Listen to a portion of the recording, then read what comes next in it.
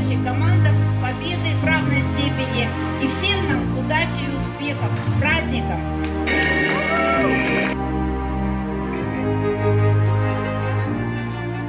Согласно указу президента Республики Казахстан, второе воскресенье сентября месяца считается Днем семьи, в связи с чем на территории города Алматы с 8 по 11 сентября нами проводится городская акция «Счастливая семья, бақытты отбасы».